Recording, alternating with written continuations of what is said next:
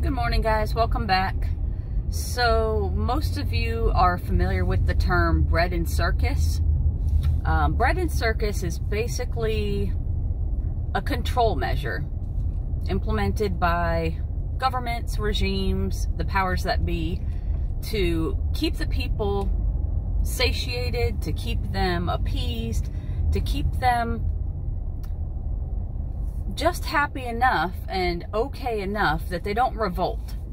The bread signifies food. Keep them fed, make sure they don't go hungry, and then maybe even throw them a piece of cake every once in a while. Make sure they have something extra. And then the circus signifies entertainment. And literally back in the 1500s, early, I don't even know the time frame, I'm sorry, but back then, they literally had circuses to keep the people entertained. If you can give the people those two things, their bread and their circus, they will stay quiet. They won't revolt against the government. You will keep them in a state of submission. So what happens when inflation gets so bad that our bread or our food gets so expensive that the average person can only afford the bare basics, and they can't afford their extra cake. They can't afford to go run down to the local fast food place and grab a milkshake because they just want something sweet. We have gotten so incredibly spoiled in America that we just expect these things. We expect to have entertainment and to be entertained almost continuously, and we expect to be able to eat. And yes, I know that there are many families and children who are going hungry in the United States because their family can't afford food. But imagine when the people who can't afford food is the majority of the population. Because inflation, it's not stopping. Every time I go grocery shopping, I swear, every time I go grocery shopping, there's been a 5, 8, 10% increase on the foods that I normally buy. And these are the store brand foods. Everything is continuing to go up. And I don't see that stopping anytime soon. So people are going to have to do without, or they're going to have to go with the bare basics. Now, the food part aside, our entertainment. We are lucky enough to be able to turn our phone on and watch some YouTube, or turn on the TV if you watch TV and watch some really stupid television. I actually found myself watching something the other day. I had no idea how I came upon it, but it's called something like Is It Cake? And it's where people are building cakes that look like other things, like cakes that look like cheeseburgers, and you can't even tell it's a cake. And I was like drawn into it. I was like mesmerized, and then I snapped out of it, and I'm like, what in the world am I watching? And I thought, is this what America has come to? For entertainment, we watch people build cakes that look like other things, and it's a game show. I don't know. I mean, what has America come to if this is what we're doing for entertainment? Anyway, there's all sorts of mindless entertainment that we have that keeps us subdued. And I mean, that's the design of TV. That's what it's made to do, is to keep you subdued and to keep you in this like state of unconsciousness, really.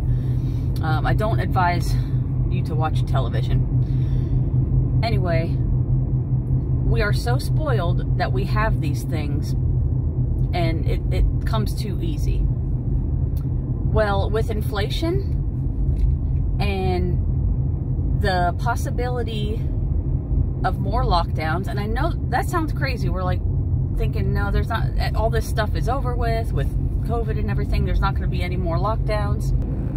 But if you take a look at the absurdity of what's happening in China right now, there's something going on. The lockdowns there, the measures that they're going through to keep people locked down are cuckoo.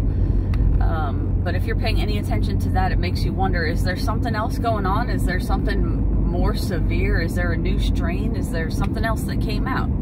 that they're really trying to stop and control. If any of those type control measures even partially trickle this way and we're locked down again and you're unable to go to work to make enough money to pay the ridiculous price of gas and the ridiculous price of food, if you're unable to work and your pennies are having to be pinched even more, there goes our bread.